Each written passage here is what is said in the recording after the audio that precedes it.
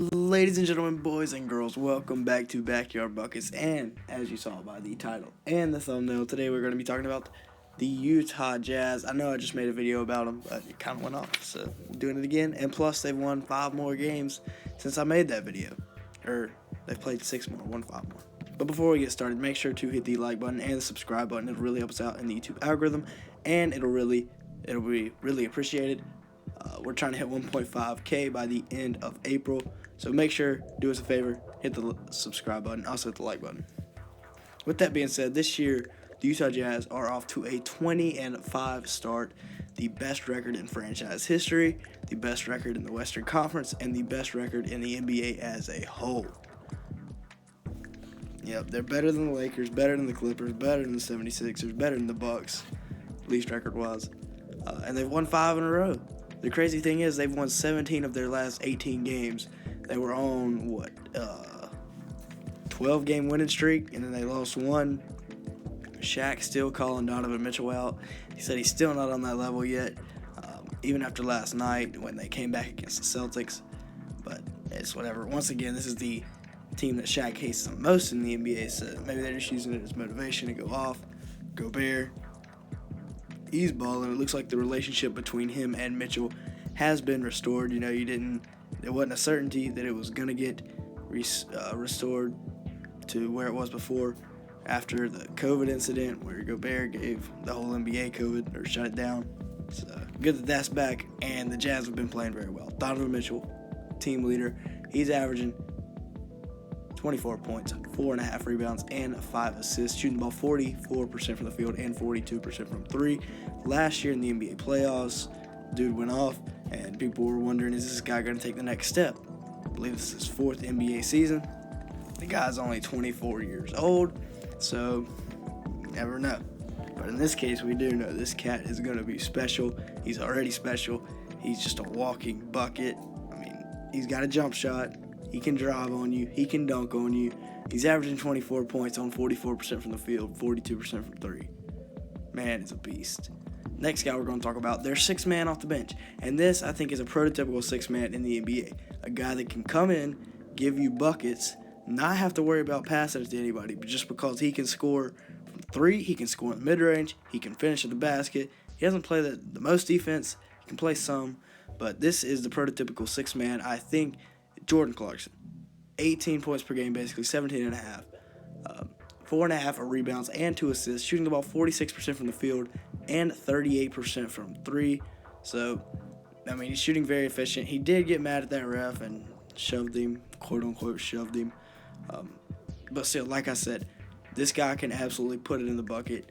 He is 28, so he's not necessarily young anymore, but he is just now entering the prime of his career. He's played on like 30 different teams throughout his career. Next guy, Mike Conley, coming back, having a really strong season. Obviously, they made the trade for him when the Grizzlies were ready to move on and go ahead and turn over a new leaf, start new with Mike Conley, with John Morant. Sent Mike Conley off to the Utah Jazz on draft night. Last year, not the greatest. This year, he's been really good. 16.5 points, 4 rebounds, 6 assists, shooting the ball 45% from the field and 41% from 3. All these people for the Jazz, they all shoot the 3 ball.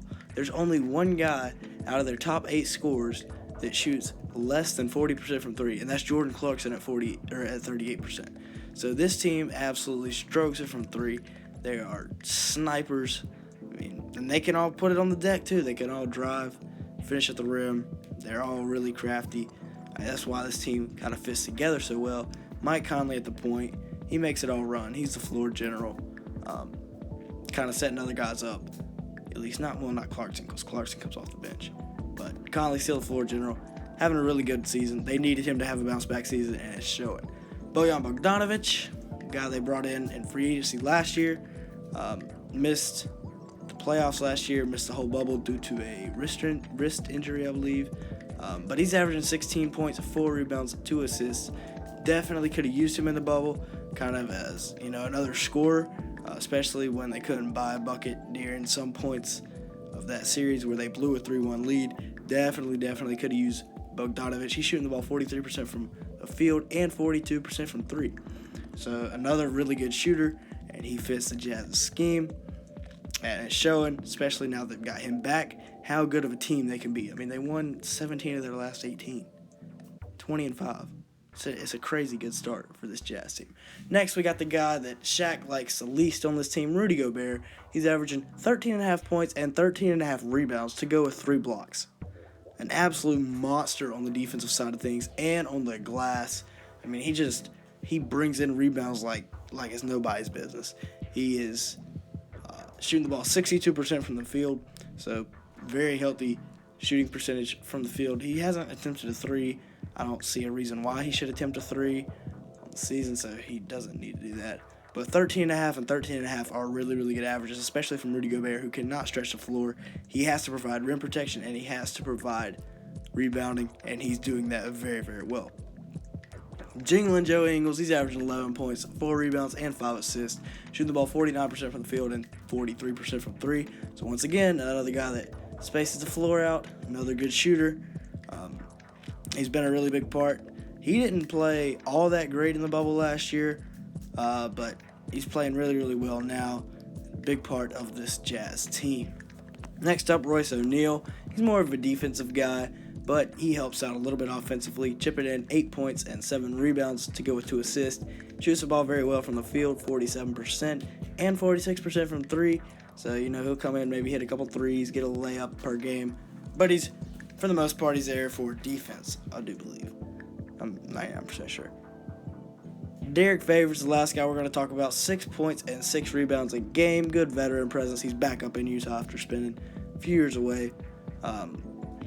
Averaging 1 assist per game. Shooting the ball 59% from the field. Hasn't attempted a 3, so it doesn't really provide any floor spacing, at least not to my knowledge.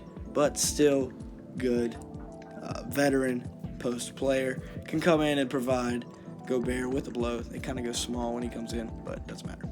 The Jazz are both fourth in the NBA in both offensive and defensive rating, so they're elite on both sides of the ball, and it's showing.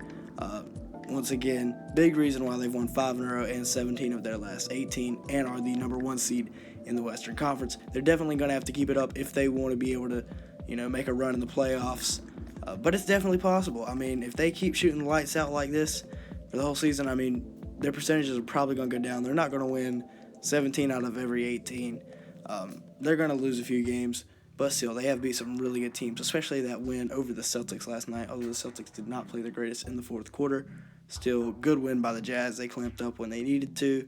And with all that being said, that is going to be it for today's video, so make sure to like and subscribe if you enjoyed at any point. Like I said, trying to hit 1.5K by the end of April, and it'll be really appreciated. Really helps out if you subscribe. With all that being said, thank you for watching.